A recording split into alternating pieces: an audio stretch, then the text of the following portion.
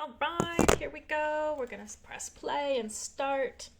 All right, so what I think I'm going to start over a little bit and maybe define some goals and figure out what I'm actually going to do for this podcast.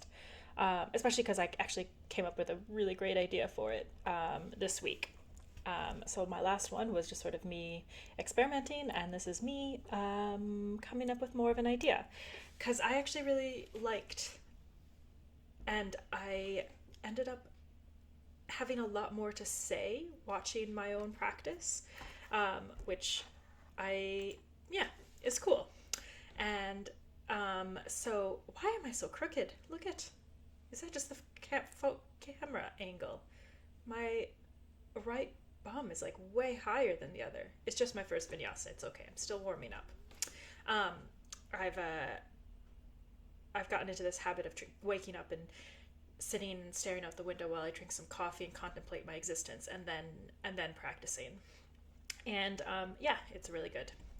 But anyways, so what am I doing? I'm going to do these podcasts and use them to as sort of a catalyst to find things to talk about. And I think it actually worked way better than I did last week than I thought it was going to. And if it goes well, maybe I can get other people to record their practices, whether it's Ashtanga or Iyengar or whatever the fuck they do. I don't care. And then we talk about it together and see what they have to say about their practices and maybe do a little bit of an interview thing. But I think to start with, I'm going to start with my own practice. Why isn't the video playing? Play, video, play. Okay, there we go. Now, but I did want to start with why I wanted to show my full practice. And the number one reason that I want to show my full practice is because I have some very strong opinions about Ashtanga and mysore. So I have a little bit about me. I have been practicing Ashtanga yoga for almost 10 years now. And when I started, that would have put me at about in my early 20s. When I started, and I had a lovely, wonderful, wonderful teacher named Carrie Cooper, who's on Cape Cod and has a wonderful little studio that she teaches out of, and she taught me the I don't know what's the point of calling people out. Maybe I shouldn't, but I only have good things to say about her, and everybody should go and practice with her. So because she taught me how to do the primary series and the second series, and most importantly, she showed me how to pay attention to my body and to not go 100% in every posture, which is a very hard thing to do. This series is known for being very, very challenging. It's known for being strenuous and a bit of a marathon, and it has a bit of a reputation for causing injury because of that. And I very, very strongly believe it is because there is a culture in the Mysore and Ashtanga community that puts pressure on perfection and finding the perfect posture in every, what just happened? Oh, in every finding the perfect pose in every asana. And that is not yoga. Getting the picture perfect pose in an asana is not the point of yoga. The point of yoga is to find a moving meditation that helps you find connectivity and with yourself. It's with finding compassion for yourself and being able to look at a situation, whether it's your body failing to get into an asana or perfectly getting into the asana, and not judging it. But I very strongly believe that there is a huge, huge pressure in Ashtanga, in the Ashtanga community, to have this pressure. And it is so sad. It is heartbreaking for me. And because this series, both the series, the primary and the second, this has changed my life. It's brought goodness and wholeness and sanity to my life, and it has healed my body from absolute broken. And I think that I very strongly believe that I didn't realize how much I looked at the camera in this. I don't know. Don't hate it. Last time when I looked at the camera, I felt like really awkward about it, but this time I don't hate it. It's okay. Anyways, so this undercurrent of expecting to do every asana and of being able to do every asana perfectly before you move on in the series, that is the bone that I am going to rail against. So for those of you who don't know, there are many, and actually the head guru in India perpetuates the idea that if you can't pose perfectly in an asana, then you have to stay in front of that asana. So you can't continue on in the series. And so I have been practicing this both the primary and the second for 10 years. But let me fucking tell you that I cannot do even some of the most elementary asanas. I don't know what it is, and the classic culprit is the Marichasanas. I really struggle with the Marichasanas, and I think it's because I don't have a lot of mobility in my upper thoracic spine, and I'm pretty sure that stems from being in a car crash where I rammed into a car that turned out in front of me going 45 miles per hour and got whiplash, and now I've had x-rays of my back, and I have some pretty severe spondylosis in one of my cervical vertebrae, in one of the bottom cervical vertebrae, which I think is one of the reasons that I really struggle to get that rotation in my upper thoracic region. And fuck, I have big tits and a big belly and a body, and so reaching around all of that shit to bind, and at the same time countering the natural impulse to want to like protect myself from like my big boobs, which are always flapping about, means that I don't have a lot of openness in my chest, and I can't reach around. And also, look at my tiny little arms. I have the smallest, shortest fucking arms on God's green earth. Look at how small my fingers are. Like, I have fucking freak ass fingers. So reaching my tiny little arms all the ways around my belly, all the ways around my legs, which are much bigger and thick as fuck, and I love my legs, but they are much bigger than my arms, and for me to be able to reach all the ways around them, it is a challenge. So let me tell you, I have been in multiple, I have been kicked out, well, not kicked out, but essentially it ends up being kicked out of almost every single Mysore studio that I have ever been to. I get to the Marichasanas and they stop me and say, you have to stop and do these same postures from the standing to Triangamukha Paschimottanasana to Ardha Baddha the Janu Shashasanas, and then the Marichasanas, and then stop, which then means that until you can find. Which, if I did that, let me tell you, and I've done it, I have done it. It has meant that I have ended up doing the same 10 movements 5 to 6 days a week for years. For years. Like, my body will just never be able to Marichasana C. Let alone fucking D. Like, I'm fucking 36. Yes, I'm a fucking 27 years old. No, I'm 36 years old.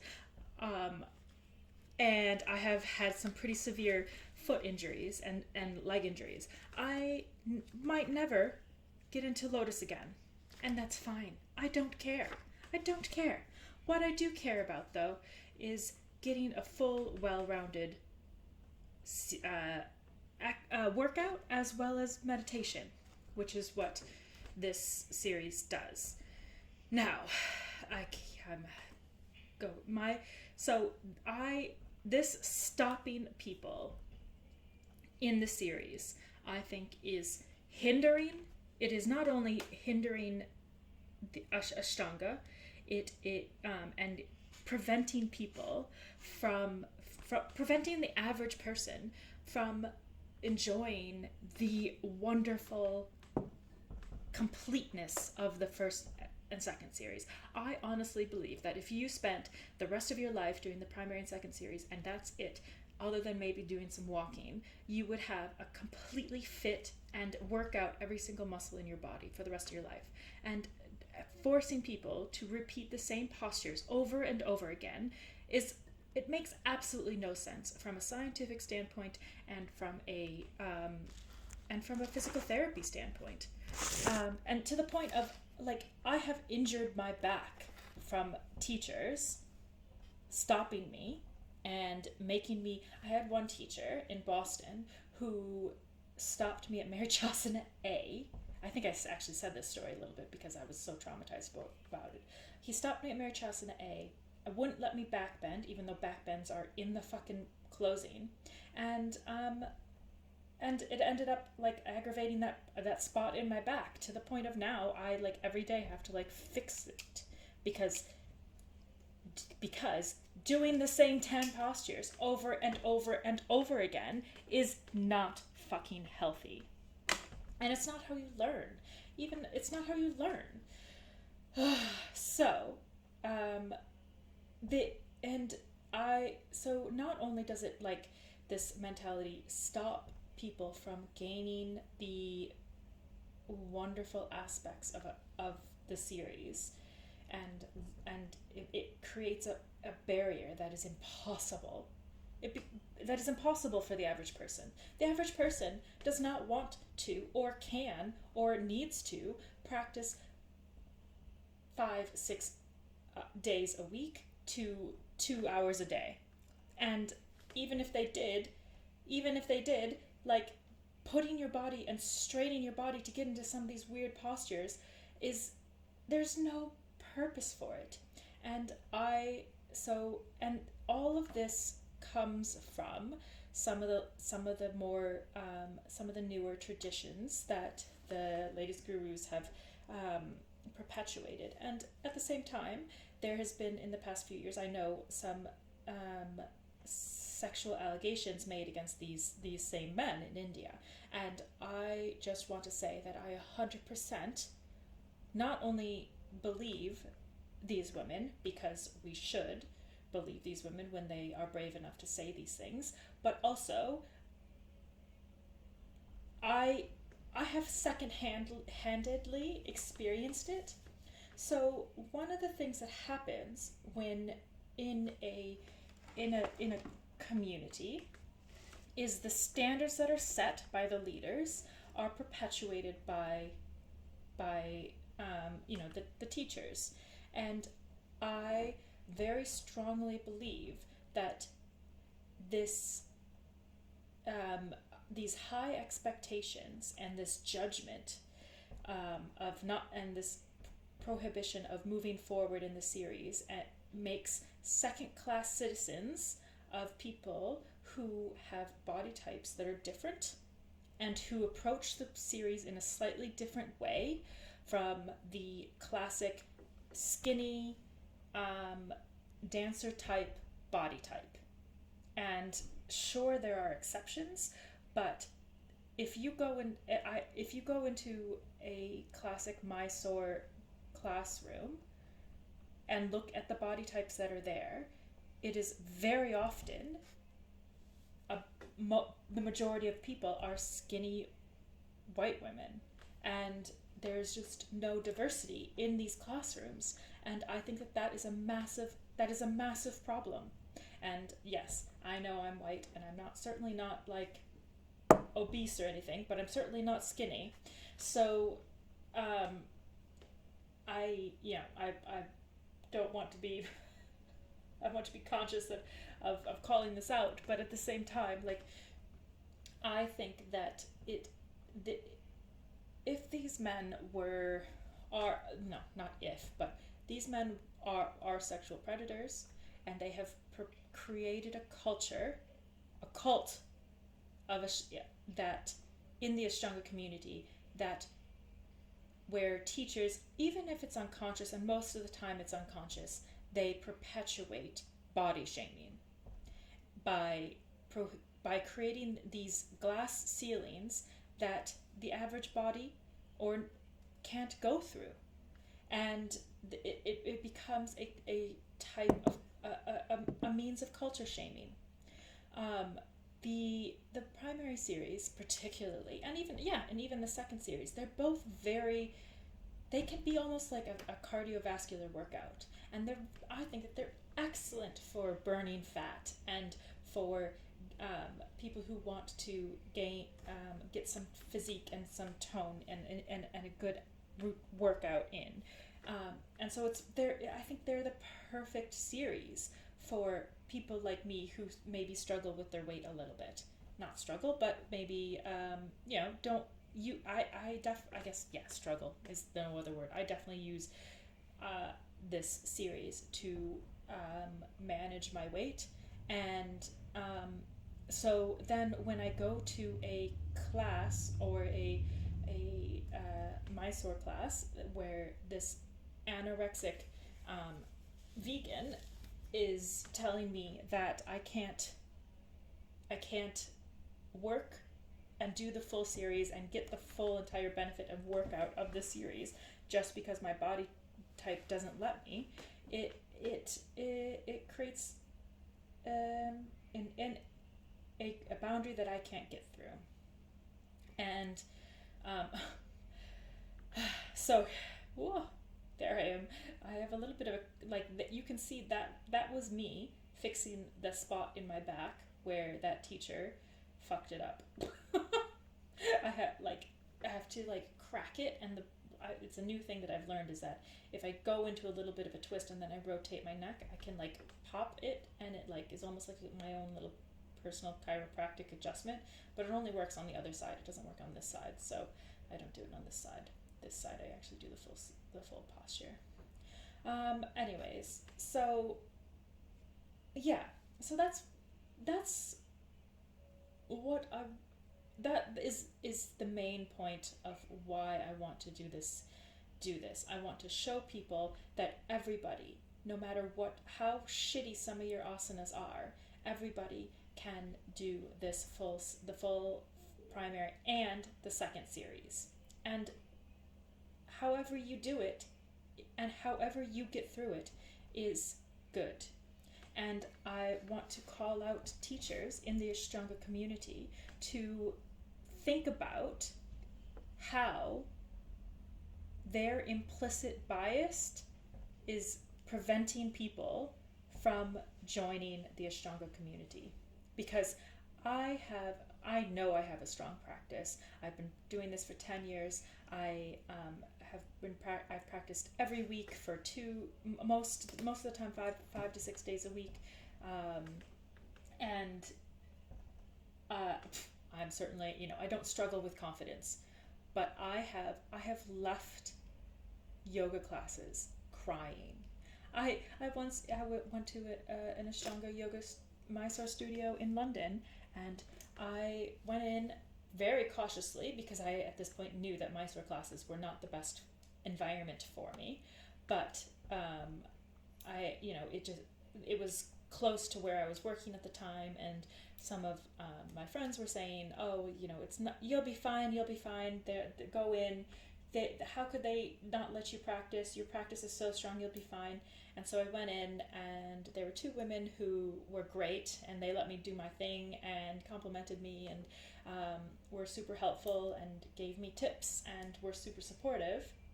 And then there was another, but I purposely avoided the head guru at this studio because I knew that he wouldn't let me proceed, because he's just drank too much of the Walmart water, Kool-Aid, Walmart Kool-Aid. What's that word? What's the saying?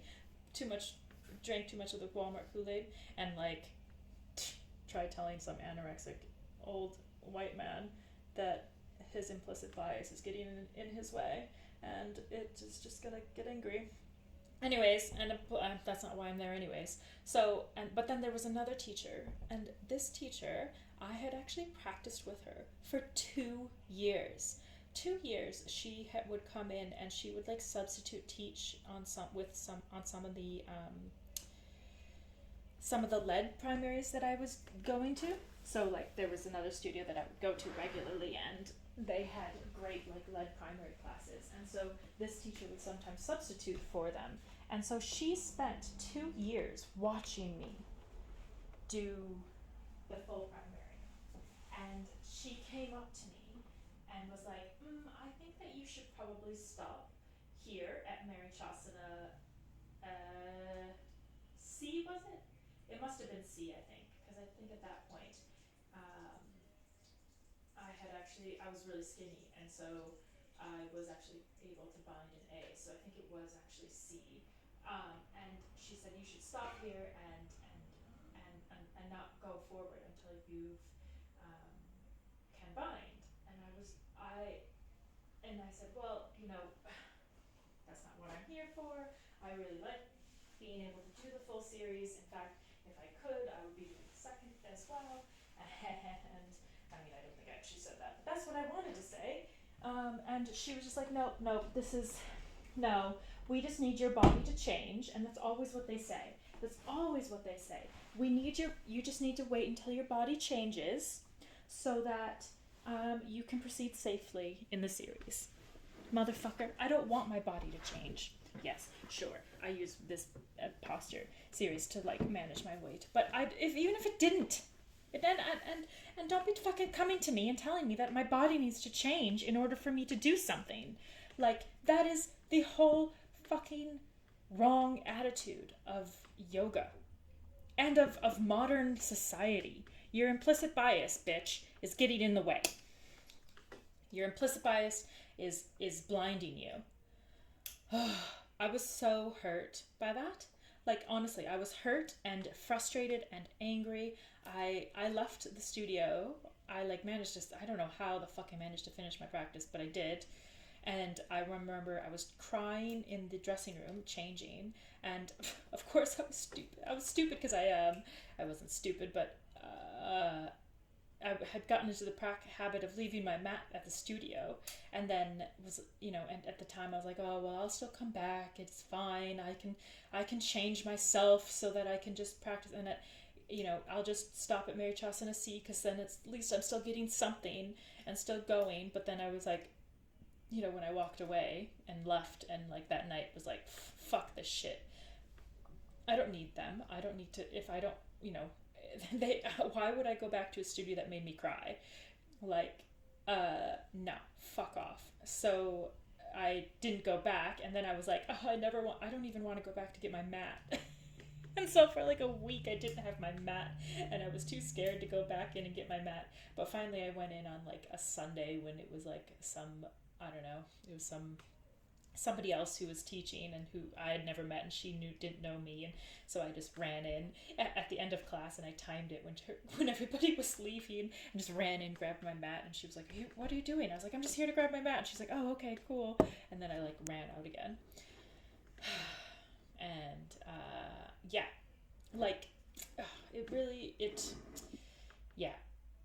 terrible. And let me tell you, that has happened to me in every Mysore studio that I've been to, except for two or three.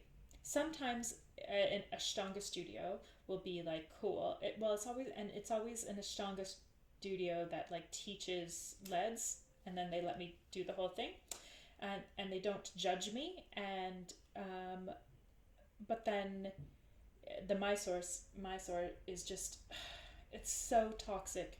It is so toxic. So please, Mysore teachers, when you're stopping a student and telling them to repeat the same postures over and over again for months and months, ask yourself, where is the evidence, scientific evidence, that doing the same postures over and over again is good for you?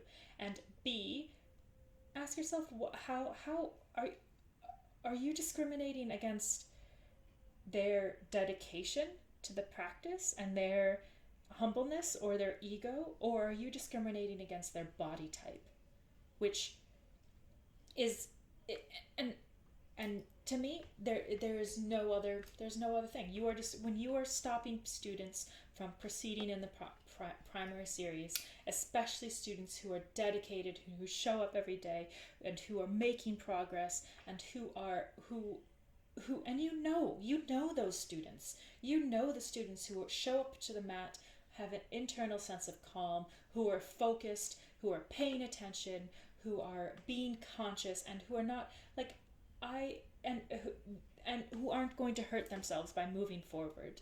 And it's also, if they're fucking coming up to your classes, then it's your job to show them how to modify poses so that they don't hurt themselves, to show them and teach them how to gain such an exquisite sense of their own body that they can do some of these postures and not hurt themselves. And by stopping people and not letting them proceed because of their body types, your implicit bias is getting in the way. And you might not, and that's the whole point of implicit bias, isn't it? Implicit bias to me is when something has become so normalized that you in your culture that you don't even realize that you're discriminating against it. And so you don't necessarily do it consciously, but you still do it, and that's, and that is something that I'm laughing at my boob sweat, because yay, boob sweat. Get that sweat on, girl. I always sweat through my tops and like end up with like huge massive tit stains, and I love it. I love sweating through this series. That's like the whole point, just sweating it out and getting that good like sweat detox, and so I always end up with massive tit sweats as they'll get bigger and bigger, and I love it. And gotta give yourself like little props to the tit sweat, right? So drinking some coffee, having a little break after 30 minutes of ranting. Implicit bias. This is one of the things that I think that I've really learned in the Me Too movement, is looking at some of my own behaviors and questioning where's these thoughts coming from. So for example, I definitely remember a point in time, like when I did my master's, it was I don't know, it was like 12 girls and one guy, and I remember talking to this guy and being like, oh, well, 12 girls are just never gonna get along. And now, looking back on that, I realize how much that was an implicit bias. I was discriminating against my own fucking gender, like putting down my own gender, which is sexist and terrible. But it was an implicit bias that had been ingrained in me. And so when teachers are stopping students and questioning their capabilities just based on whether or not they can bind in an asana, whether or not they can touch their toes, whether or not how flexible they are, that I think, is an implicit bias that stems from this series being currently taught by sexual predators. And, and then that makes us all wonder whether or not,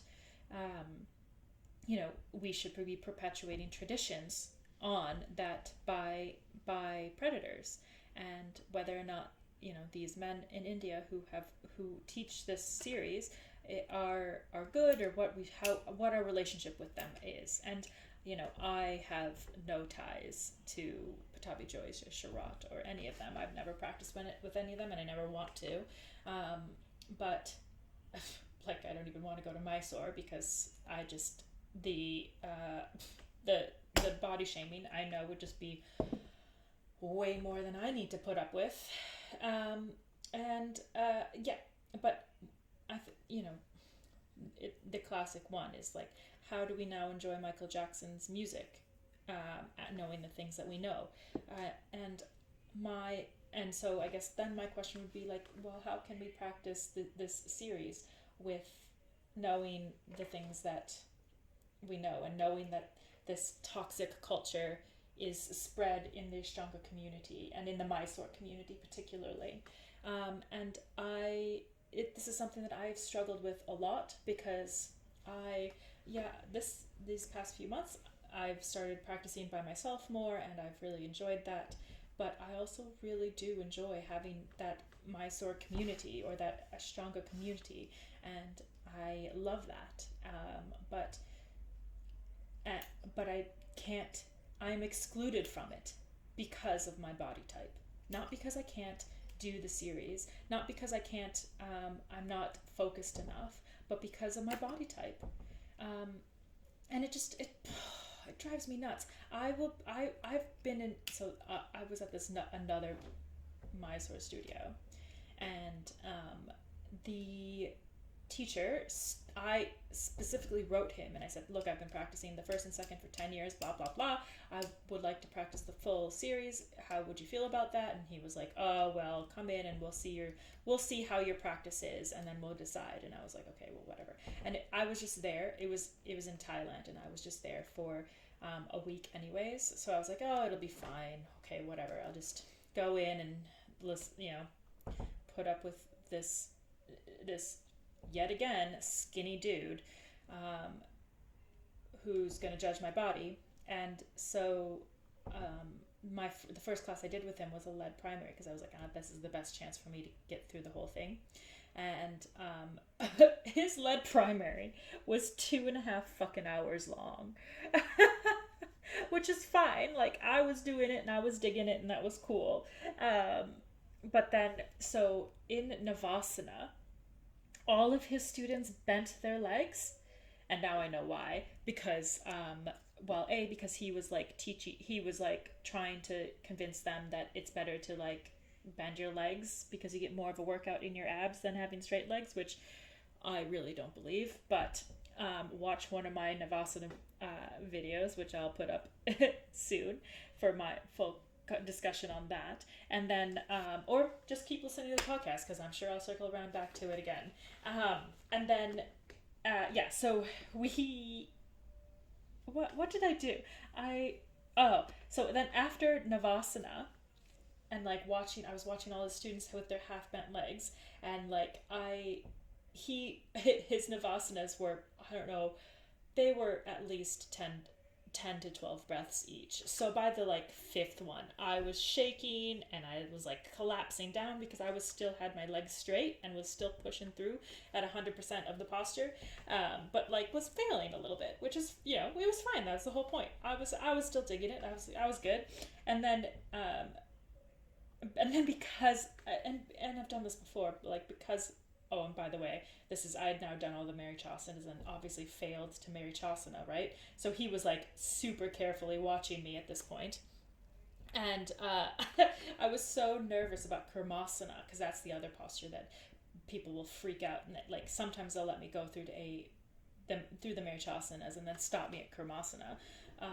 So they stopped me, and so after Navasana, I like jumped through and like started doing Kurmasana, and then realized that I'd missed Bhuja Pindasana, which yeah, was just a total blank, and me stressing out about and being worried about the judgment that this person would put on me. And then, but then when I did that, he was like, yeah, you need to stop and just wait until we get to the closing. And I was like, okay, well, fair enough, dude. Fair enough, judgmental anorexic prick. I fucked up on that one. So hilarious. And also, let me tell you, it was at his house, and it was in Thailand, so it was 30 degrees Celsius at least. And it was like in the basement, and he like closed off all the windows, closed everything off. So it was like this contained space with 10 to 12 people sweating their fucking asses off trying to do this series. He was hotboxing us basically, which, okay, fine. Like I like practicing in the heat, but this is just ridiculous. Anyways, so he stopped me, and then I was like watching all the other people, and one of the girls who was next to me, she did the full series, and turns out later I learned that he was that they were banging, obviously, and so she did. I don't know. She went all the way up to maybe like Supta Padagustasana or something. I think she stopped there because there was only one girl who did Ubahaya Padagustasana and Setu Bandha. But the whole time I was like, man, I can do these postures. Why the fuck? This is so annoying. Anyways, whatever. I sit there for 10 minutes. Then I go and do the closing. And the girl who he let continue on way past mine, the same girl that he was banging, couldn't backbend. She couldn't lift her head up off the ground. And I'm just like, that you're creating such a one-sided, inflexible, and I use that word ironically. It's like, yeah, it's an inflexible method of working your body. If you can fold your body forward into a pancake, but you can't lift your head up in a back bend, there's something wrong. Especially when you're doing it every day. Yeah, sure. Some of these natural postures, maybe some people are better at forward folding and just more naturally able to do that. But if you're showing up and trying to do back bends every day and you can't, like, yeah. And I realized too, I realized, like, I'm more naturally, I hate forward folding, which is ironic because I do Ashtanga. But I hate forward folding. And if I had a choice in the matter, I would be doing intermediate series and backward bending all day fucking long. My body's just much more naturally predisposed to back bending than it is to forward folding, which is why I always struggle with them. Which is fine, whichever, it's good to do whatever you're not good at, which is why I do the primary. I'm not good at forward folding, so I work on it, which is why I say people who can't backbend should be doing the second. Anyway, so this girl, she is classified as having a better practice and a more advanced practice than me, but she can't even backbend in the closing. And so what, I guess, like, this arbitrary picture perfect. Oh, and the other thing was she couldn't chaturanga. Her chaturanga was the classic butt up in the air, not actually going down in a safe manner with your shoulder girdle engaged, but basically relying on the fact that you have no body weight to hold yourself there, and on the tips of your shoulders, and couldn't hold herself in a chaturanga if she tried. Chaturanga is fucking hard, and I struggle with it, obviously, but I also know that, like, I struggle with it, but I do it in a really strong, healthy manner. And I'm not like, anybody who's approaching it in a strong, healthy way, good for you. Oh. So, yeah, I don't know what the point of this story was, other than just another rant against fucking other teachers who discriminate against me and told me that I couldn't do throwing pens around, told me I couldn't do the series, and because my body type like won't let me go reach around. So, but I guess that's why I want to do this podcast, because I want to change the conversation that Ashtanga teachers and Ashtangis are this not the well, maybe start this conversation, but also just change the language and change the inclusiveness of Ashtanga. It is so good for all body types. It just, and to not let certain body types proceed. I knew a girl. She's a teacher. She's a teacher in New Zealand, at a Mysore studio, and she has been practicing for years, and is a teacher, and she has never gone past, I think it was like Pinchamayurasana in the second. Yeah, I'm pretty sure it's Pinchamayurasana, and the reason was because she couldn't do Karandavasana, and I think she was probably 45 years old, and then oh no, it was worse than that, because I showed her how to do Pinchamayurasana. She'd never gone past Yoga Nidrasana because she couldn't get her legs behind her head. She's 45 years old. And who cares if she can get her legs behind her head? And then we went through and did all the like Titi Basanas together, and then I showed her Pinchamayurasana. She was able to go up and hold it instantaneously for and she held it on her own for, whatever, 10 breaths. And was like, this is such a good posture. I'm really enjoying it. I'm like, yeah, so are all the other following postures. Why aren't you doing them? And she's like, oh, well, he wants me to get my leg behind my head. Okay, are you auditioning to be a circus freak? Or are you engaging in a meaningful meditative practice that is supposed to bring balance and clarity to your life? How does wrenching your body to get your leg behind your head for years and failing to do it, how is that in any way a sensitive, thoughtful, customized, and tailored approach to yoga? Like there are postures in this series that I don't do because mostly because I struggle to get into a lotus. So I don't do Bhatayasana, for example, because I just don't find it very valuable if I can't get into lotus. But most of the other postures I do modify. In every other posture I modify. It's just Supta Urdhva Pada Varasana and Vatayasana that I don't really do in the second. And then sometimes I'll skip Urdhva Mukha Paschimottanasana and insert something else. So often I'll do a side plank instead of that posture, just because of my own, and that's just what I'm doing now. Or sometimes I'll slip in a little glute exercise in that slot instead, just because it's my practice and they're my goals. So why not? And I just find it much healthier. But then sometimes I do the whole thing as well. Just depends on the day. So today I did the whole thing. Did every posture, nailed all of them. Mostly because I wanted to show you guys that I can do them, and I should be doing them, and you should be doing them. And you shouldn't be letting fucking this implicit bias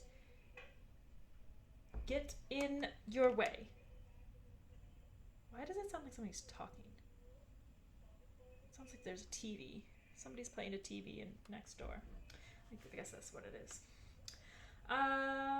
Yes. My hair is, look, that's the one thing about this angle.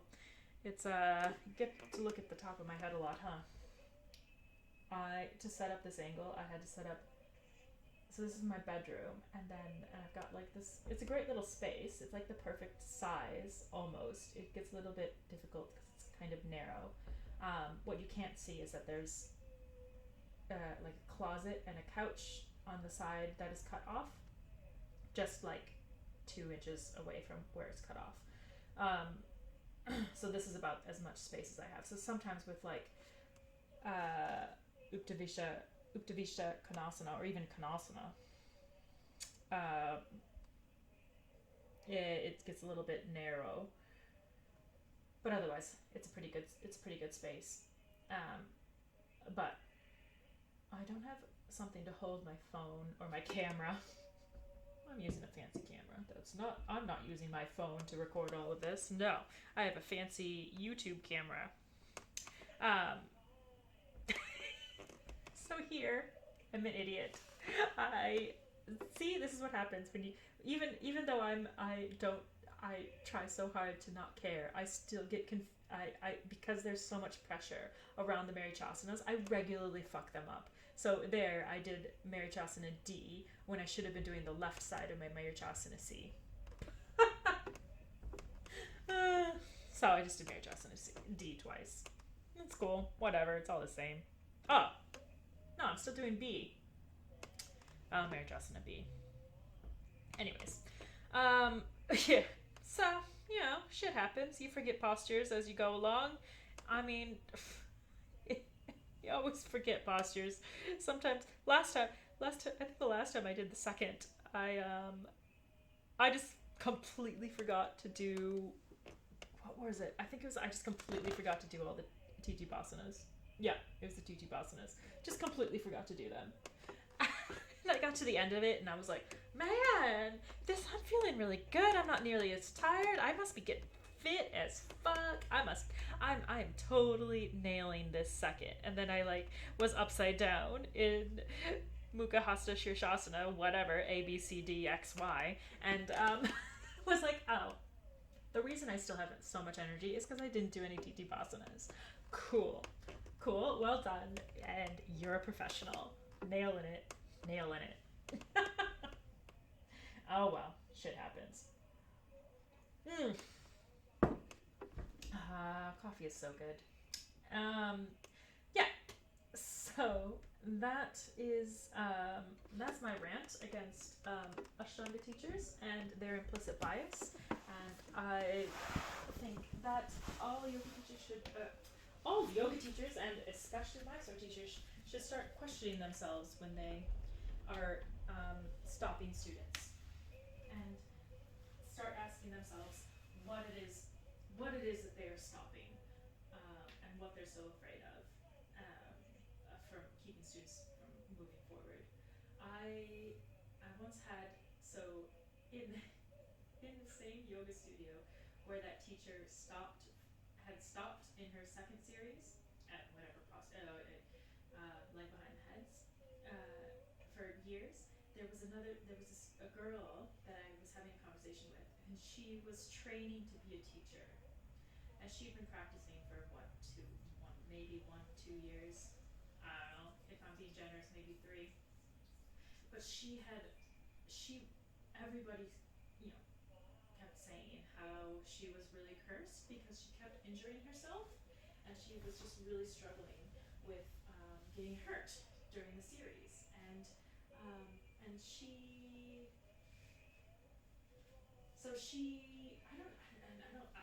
I doubt that she had even done the second, and yet here she was getting ready to become a teacher, and yet she couldn't even get through the second, which is not good either.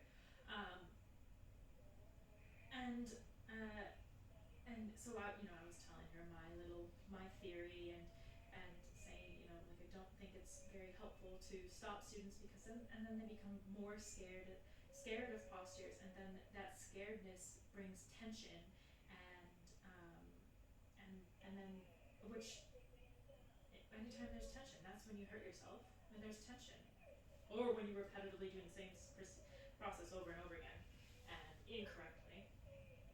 And she was like, even she said, oh yeah, actually, I'm scared to do these postures now, because I've gotten hurt so much, which is, can you imagine? I can't. I mean, I can imagine. Yes, I can imagine, but also because, but also, my heart just went out to her that she was so disengaged from her body and felt that by just moving it, she would hurt it by some mysterious way, that she wouldn't know that she was hurting it. Like, that is the complete opposite of yoga. Like, you are supposed to become more aware of your body. You're supposed to become more in tune with your body. So if you're then whipping through this series and all of a sudden get hurt and you don't know exactly why, that's not yoga. You might as well just save yourself the time and energy and go to a CrossFit class. Not that I have anything against CrossFit. Like, fuck, I love CrossFit. I love the gym bros. I've learned so much from the gym bros, and I kind of want to be an honorary gym bro, even though I like never lift weights. But maybe someday I will. I'd love to. I really want to. Their culture is so much better compared to here are all these toxic studios that I've been to.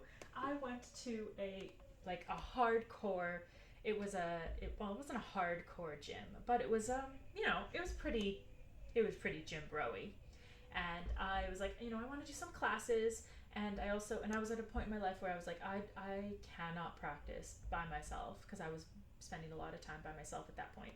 And I was like, I just want a place where I can go and do my yoga and do some classes. And they're like, yep, cool, absolutely, that is so great. So I just went in every day, 5-6 days a week. I would go in and do my hour and a half of yoga in the corner, and then go and do some classes every once in a while. And let me fucking tell you, everybody at this random ass gym was so supportive, so nice, so encouraging. Were constantly complimenting my practice. Were so in awe of my practice and so impressed with my practice and so supportive of me. Like, they made me feel, even though I was like the weird girl in the corner doing yoga, and not doing as many classes as everybody else, they made me feel so welcomed and appreciated, and I miss them. I miss that place. I moved and changed cities, so I can't keep going there.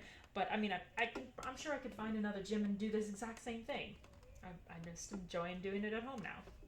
But that's the difference.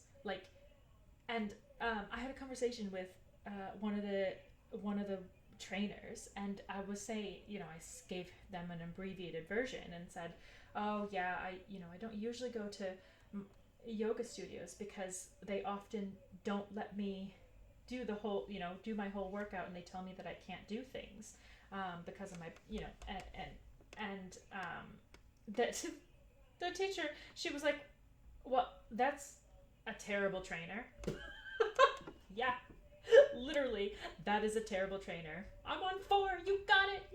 Oh God, I'm listening to Kino's to Kino here, and my queen Kino, you know how to work the Navasana.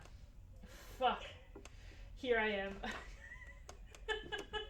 She drags it on, and it's so funny too, because she was like, I don't know exactly what happened, because it's a video that she posted years ago or whatever, but she starts out the video saying, so I got some feedback from people wanting me to count slower, so I'm gonna count slower this time. I don't know what that was in regards to, but then in the Navasana, she was like, so for all those people who asked for me to count slower, you wanted this. And I think that's what I was laughing at, because, oh my God, it was hilarious. Bhujapadasana, I love this posture. And I mean, I have to approach it if I've taken a little bit of a break, or if I'm, if I am not on top form, then I have to spend a lot of time actually stretching myself here, right here. That's what I'm doing, is I'm stretching my inner groin area before I can bind my feet. And once I get a little bit more flexibility and a little bit more strength, I can clean it up. Right now it's still a little bit sloppy, but I still do it. Right? I'm still doing it, and I'm still gaining strength and flexibility by doing it, as opposed to like not doing it or or half-assed doing it, which is why, like, I know that there's an argument about whether or not you go all the ways down or whether you hover and keep to wherever you're in strength. And I think for that particular argument, it's always both. Like, there is definitely an advantage to just getting your head down there and then getting your head back up. And that's what it feels like. It's just like getting your head down there and then getting it back up and nailing those, like, in that head up, feet up, head down, head up, feet up posture, and then back up.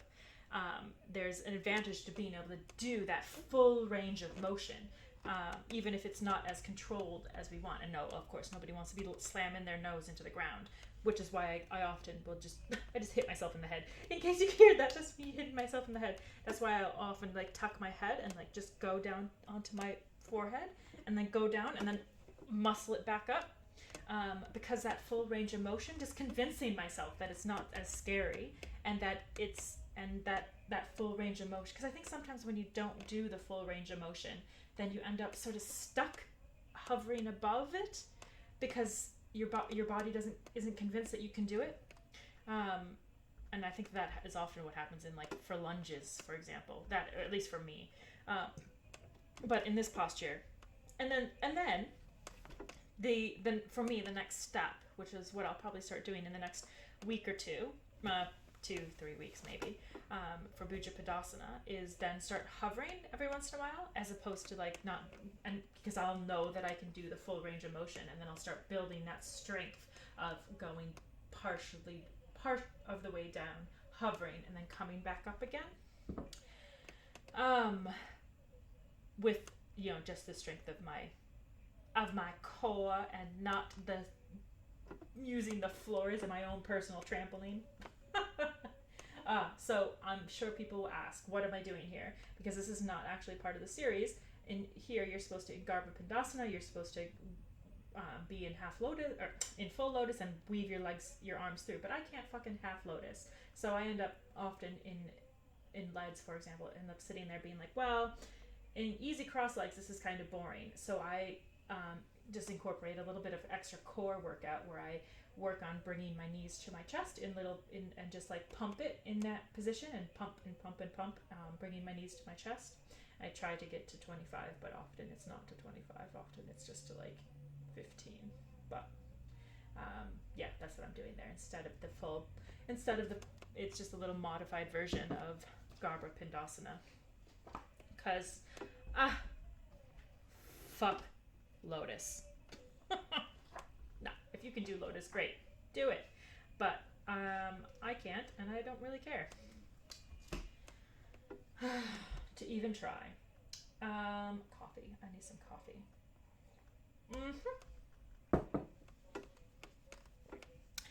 Yes. So, this is the part of the series, if we're talking about implicit bias in Mysore. This is the part of the series where most teachers wouldn't even see me do it. Most teachers would have stopped me way before this and not let me go, which doesn't even make sense. Like, what is the point? And they're always like, yeah, we just need to wait until your body changes and until your hips are a little bit more open. Well, so why you want me to you want me to lose weight and you want me to open my hips up. So why are you going to stop me from doing more hip opening exercises? Huh? Like, if I do more exercises, I'll lose more weight.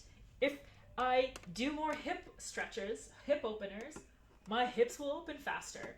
Why stop me from doing that if your goal is to change my body and open my hips up? Where is the logic? There is no fucking logic. There is no reasoning. The only reason they say it's tradition, and it's and that's not a okay, maybe what, because we're honoring some random ass tradition. Okay, cool. What is that tradition? I forgot what I was doing. Upta Vishta Konasana, babe. Get it. So what is the point of it? And it's the word tradition just becomes a cover for implicit bias. You can't do this because I'm implicitly biased against you and your body type. And uh, no matter how honey covered the words I'm saying are, fuck off. Doesn't look like my legs are very straight there. I don't know why. They feel straight when I'm doing it. Maybe I need to straighten them more. Or maybe it's just the angle of the camera. It's a weird angle. I don't hate it. Don't hate it, but...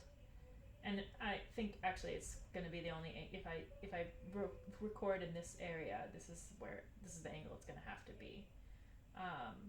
But my plan is to record in more fun areas as well, like with cool backgrounds, like maybe on the beach or something. But man, here, I'll tell you about this in a sec. But it's too cold right now, so I can't, because most of the time it's too cold outside. So that's another little thing that's not in the series traditionally, is that little hip pump. I think I talked about this last time, where I just tried to lift my hips up off the ground there, just to engage my core a little bit, because my goal is to be able to lift my legs up and over my head into without using momentum, and just using the strength of my abs. And that is actually an Iyengar move that I don't know what it's called, but it's really good for your core. And so this is me just trying to work towards that, because I find it really hard, because I got a lot of big booty to lift up, and my body does not like going upside down like that. Well, it likes inversions, it's like headstands, like going upside down, like it likes going upside down like in a headstand sort of manner, but not in a shoulder stand sort of manner. And I think it's because I just don't have a lot of range of motion in my upper thoracic region from that injury. This is the advantage of having a slightly narrow space, is that in Supta Padangusthasana, I can let my leg fall to the side and hit the wall, and fuck, it feels good. It's not it's not as strengthening, it is definitely more strengthening to hold your leg there with your arm and the strength of your legs to wherever it needs to go, and to hold your body there. But to let it fall off to the side and hit that wall and hang out on the wall is also really opening, and it's such a good stretch. It feels really nice. It feels luxurious, especially if after years, because I haven't done it very often. I've done it before, but not very often. It feels luxurious after years of fucking holding my leg up. It feels that there's no other word for it. It just feels luxurious. Which is good. So,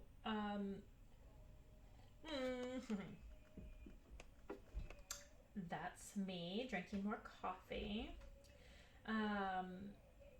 That's my biggest rant, is I want to change the way that mysore teachers engage with their students, and to change their implicit bias. Here's my little half backwards somersault that I do, mostly because I don't have the room for it. I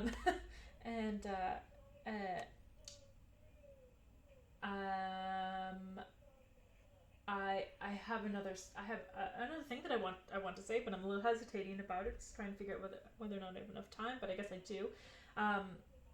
So one of the reasons, and I think it is important for people to know about me, which is because it's one of the reasons, it is the reason why I love this series so much. So I started doing this series 10 years ago, and then I moved to London 7 years ago, and started practicing there. And then while I was there, I fractured and broke both of my ankles at the same time, and I ended up having to learn how to walk again. I didn't walk for 3 to 4 months at all, and really I would say I didn't walk for 6 months because fuck, it was a process learning to walk again. I'm still learning to walk again, as my physical therapist will tell you. So I broke both my ankles, and then I got back onto the yoga mat, and I started going to lead primaries, and I couldn't do shit. I couldn't walk, let alone I couldn't even. I often describe it. I couldn't jump from Samastitihi to Padagustasana or to Uttita Trikonasana. I couldn't do those little jumps. I couldn't jump forward or jump through because there was just too much pressure on my ankles. I couldn't go up into headstand because I was worried about coming down and landing on my feet. But I just spent, it took 2 years probably all together, but not even, let's be real, it's been 4 years since that fucking happened, and I'm still working on it. But it by me going in and doing every single posture 100% of the primary and second, slowly, carefully, consciously, with all of the modifications possible, it's the reason I'm walking now. It's the reason I can walk, because I went from not being able to walk, not being able to go up and down stairs, to being able to walk, to being able to go up and down stairs, to being able to do those little jumps to Uttita Trikonasana. And it took me, and which is why I so strongly believe in the healing and strengthening aspects of this series. If somebody that was that injured can come back after doing that, there has to be something valuable in this posture. And in this series, I mean, there's a lot of valuable things in backbending. Backbending is so great. It's just the best. Oh, I love it so much. I never really realized how much I don't look in my drishti, my nose drishti, in Urdhva Dhanurasana, but until here, and I was like, oh man, this camera's gonna be fucking judging me. There I am, like checking it out, being like, ooh, get my feet into place. I don't know, I struggle with the nose drishti. There I'm trying to do it again, but ugh, it's weird. It's a weird drishti. Not sure how I feel about it.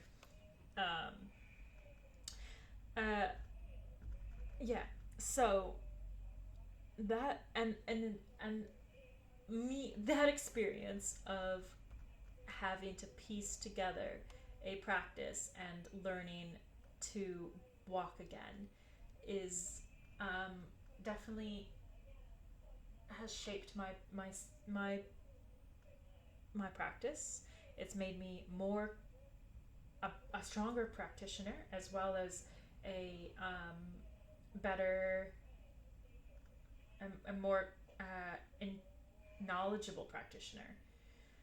I insert handstands after Urdhva Dhanurasana, and then I do some drop backs as well in my closing, because again, every posture 100%. Just because I can't drop back 100% by myself doesn't mean I shouldn't try. So I try.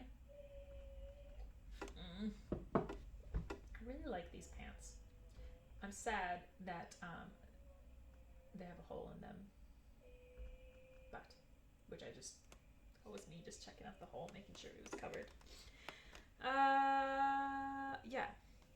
So I mean, I feel like so me learning to practice all over again, and learning to walk again, and modifying this practice so that I could do it, is I think important for you guys to know, because that's where a lot of my motivations come from. But even at the same time, I believed in doing the full series, and even before I broke both of my legs. So, because that teacher who broke my back, he didn't break my back, but he hurt it. I was going to him before, way years before I broke my legs. So, fuck. I had already built some very strong opinions about stopping halfway through the series. Look at that tit sweat. It's good. It's a good tit sweat, isn't it? I love it. Feel the heat. Hear him. Yes. Here, I'm a little bit too close to the wall. I don't know it yet, but I'm gonna be too close to the wall for my drop back. There's a line on the floor that I've been working at. See, I'm too close. Couldn't get very deep. I couldn't get very deep. Oh, that was a whole like board too close. I'm sorry I cut off my face. I suppose I should have moved the camera again, but oh God, I don't know how much patience I have for that. Nailed it. I still have a ways to go, don't I? Still need to go a little bit further. I'm very good when somebody's holding me. I love a good back bend adjustment. A good one. So many teachers just like grab the small of your back and then tell you to go back, and then they wrench you back up using your lower back, which is the weakest part of your back, and then they're all like, dropping back is really bad for your lower back if you're not doing it perfectly, as they're wrenching your entire body up on your lower back, when all they need to do is either grab your upper back or grab below on your hips, because like don't grab whatever. If this is a good rule in general for those of you who are adjusting, if there is a part of the body that is prone to injury in a particular asana, don't grab it and hold on to it and push on it or pull on it. So in drop backs, if a student is dropping back, don't grab them around their lower back, and then pull them up and down. And then say, oh, back bends can be really bad for your lower back. Bitch, you're literally pulling on my lower back. What the? I had a teacher who, he was in a mysore studio, but he wasn't one of the heads, and so I was like cheekily, even though the head guy told me not to do the whole series in this other guy's class, I was doing the full series, and until they caught me, and then I stopped going. But he would help me with my drop backs, and he was like this big beefy guy, like with all of the muscle, and like I'm all muscle too, right? Like I've got a little frosting glaze over my muscles, but I'm definitely approaching this practice from a muscular standpoint, not from a flexibility standpoint, right? And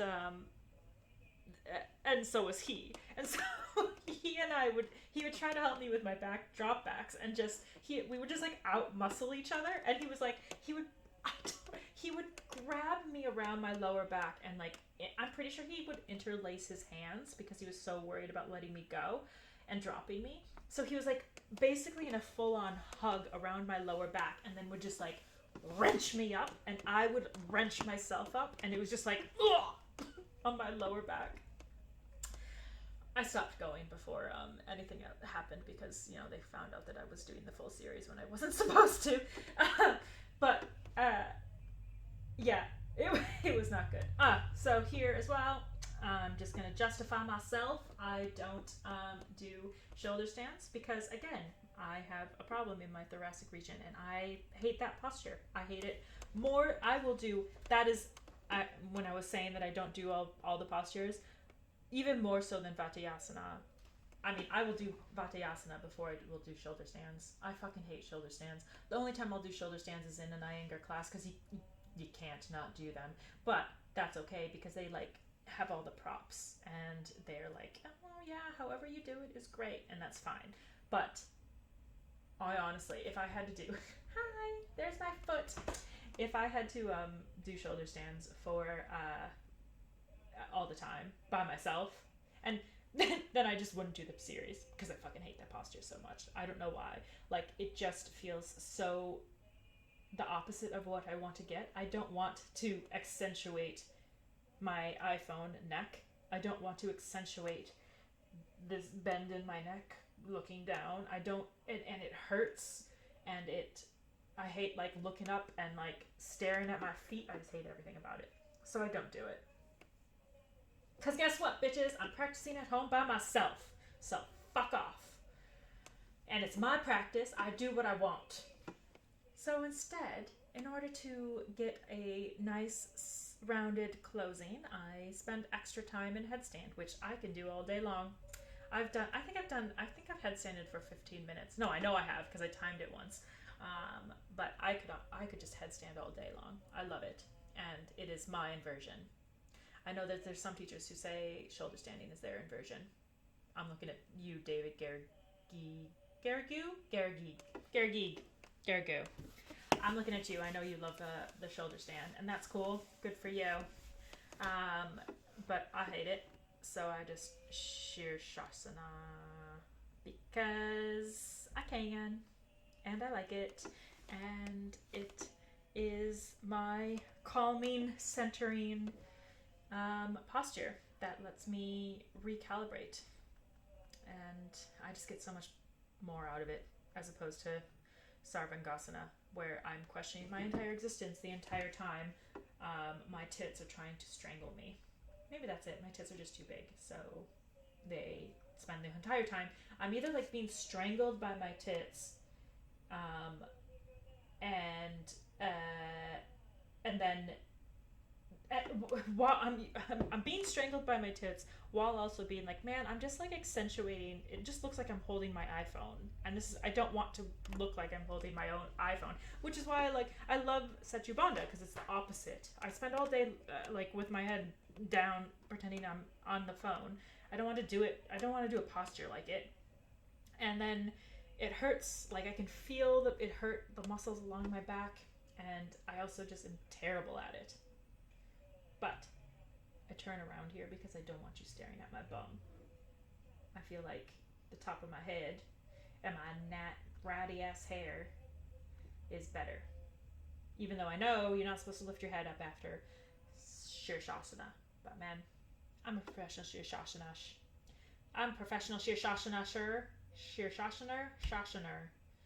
I'm a professional headstander. I got the skills, so I can flip around and not get dizzy.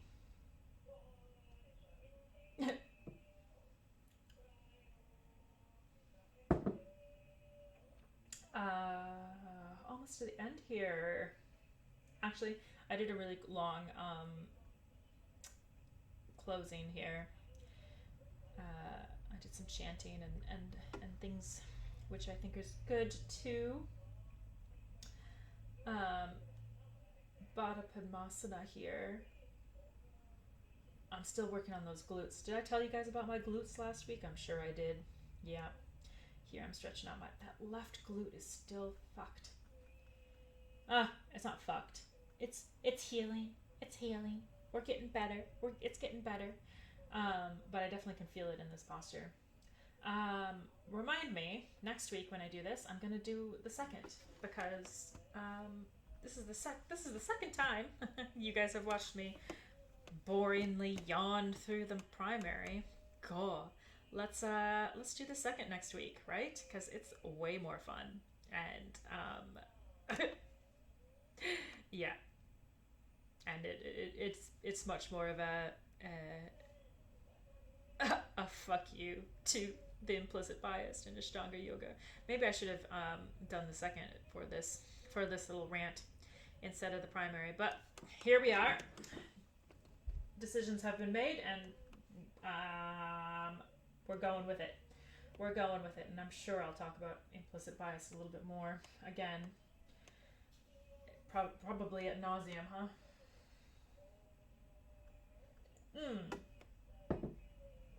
So Padmasana. I do my Padmasana. I'm pretty sure that there's a name for this particular posture. It's where you line up your heels on top of each other. So it's a little bit. So it's not this posture that I'm doing is not Padmasana, even though in the series it's supposed to be. It's because I can't fucking do Padmasana, so I'm not going to. So instead, I'm going to do this other cross-legged version, which is I find really, really helpful and really, really nice. So here I'm just doing some chanting to myself, just meditating a little with my nasty hair that's all wonky. I love it. I wonder what that posture's called. Ugh, whatever it is. But I really, really like it, and I highly recommend it for anybody who isn't feeling their Padmasana today, isn't feeling their lotus. Anybody who's not feeling their lotus, do this posture instead, where it's a much wider version of easy cross legs. So easy cross legs is much more narrow. This one you bring your knees way out wide, and line your heels on top of each other, and so you get a little bit of a groin opening. You get that intense knee flexion, and but you get that external. You get a lot more external rotation in your hip joints than you necessarily would with just easy cross legs here. But that's only if you can, and only if your knees are not up to your ears in easy cross legs, which some people's are, and that's cool too. If that's the way it is, then just do more easy cross legs. But also play with the distance of where you're crossing your legs. So you can, if you think about, like, if you're sitting there looking at your easy cross legs, and you can look at where you're crossing your legs, and most people's tendency is to cross them like pretty high up on their shins, whereas if you I look like I'm just like staring off to space. Meditation is not the best thing to videotape, especially because I'm not very good at like holding a perfect like prayer hands or something. I tend to move my hands around and get and I'm not so bad at meditating with my eyes closed. Anyways, so if you're playing with the cross of your legs, like most people want to cross their legs like pretty high up on their shins, but if you bring your shins apart and cross them like maybe down at your ankles, it ends up it like pulls your feet further away from your body, and it takes a lot of the pressure off your knees. So if you struggle with easy cross legs and knee pain in cross leg positions, push your feet away and take some of that bend out of your knee to remove the knee from the equation, because you're still working on that external rotation and of your hip joints, which is where the softening needs to come from. It doesn't need to come from your knees, it needs to come from your hips. And so if you just remove your knees from that equation by taking some of that knee flexion out and crossing your shins further down, more closer to your ankles, it makes those cross-legged positions much easier. So this is how I savasana. Sometimes I'll lay down flat. Nah. Sometimes, as in when I'm in a class and there's not a wall near me. Every other time I savasana with my legs up the wall because I don't know if I mentioned to you guys, I broke both of my legs a few years ago, and it's been a problem ever since. I don't know if I told you, but that happened to me. So another problem is that because I did that, my legs tend to get swollen, or like the fluid just accumulates in my lower legs.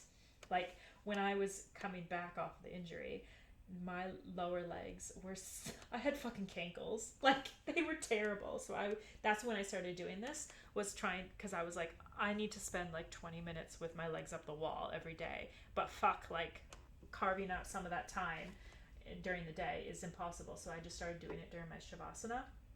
And it's great. It feels so good. The only thing I wish, and well, to make it